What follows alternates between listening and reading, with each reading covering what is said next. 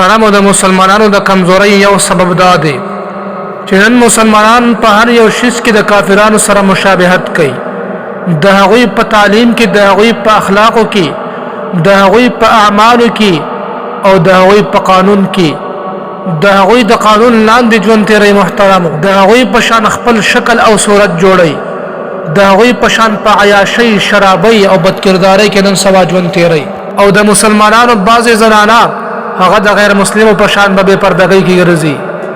نو ځکه خو د دې په وجه ذلیل او کمزوري شو، حالانکه زمونږ د مسلمانانو خپل کتاب، خپل پیغمبر شته دی، خپل مذهبي طریقې شته دی، خپل اسلامي حیثیت شته دی، خپل ثقافت او خپل تهذیب شته دی.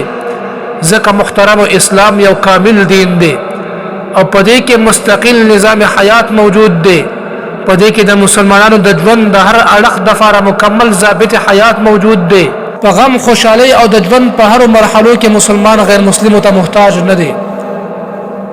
ځکه الله جل شانه فرمایي: اليوم اکملت لكم دینکم واتممت علیکم نعمتي ورضیت لكم الاسلام دینا. نن ورځ ما ستا دپاره ستا دین کامل کو، په تاسو مې خپل نعمتونه پوره کړل او ستاسو دپاره مې اسلام دین خوښ کو. اوس چې یو انسان د خپل اسلامي دین نه هغه علاوه بل دین خوښوي، نو الله جل شانه بیا څه فرمایي؟ ومن يبتغ غير الاسلام دينا فلن يقبل منه وهو في الاخره من الخاسرين. او سوچ د اسلام نه علاوه بل دین غواړي، فلن يقبل منه دغه به چرته قبول نشي. او به فرمایي دا په آخرت کې د نقصان مندونکو نه وي. عزتمند سوچ په دنیا کې د کافرانو سره د هغوی په مخصوص اعمالو کې مشابهت کوي.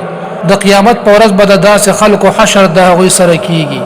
ذکر رسول الله مبارک فرمایي: من تشبه بقوم فهو منهم.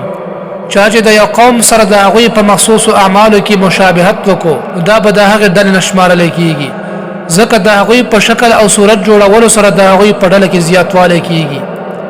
علامه طیبی رحمه الله فرمایي: د مشابهت نه مراد عام دی، که هغه په شکل او صورت کې وي، که هغه په اخلاقو کې وي، یا په بعض مذهبي طریقو کې وي. ځکه الله جل شانه فرمایي: يا أيها الذين آمنوا لا تتخذوا اليهود والنصارى أولياء بعضهم أولياء بعض ومن يتولهم منكم فإنه منهم إن الله لا يهدي القوم الظالمين. اے مومنانو، تاسو يهوديان او نصارا خپل دوستان مه جوړوئ. په دوی کې بعضې د بعضو نورو دوستان دي، یعنی دوی په خپل منځ کې د یو بل دوستان دي، او په تاسو کې چې څوک د دوی سره دوستي کوي، بېشکه دا به د هغوی نه وي، د هغوی په ډله کې به شمارلی کېږي. لهذا محترمو د هغوی سره مشابهت کول دا د کفارو په ډله کې زیاتوالی دی. الله پاک دې موږ د هغوی د مشابهت نه وساتي.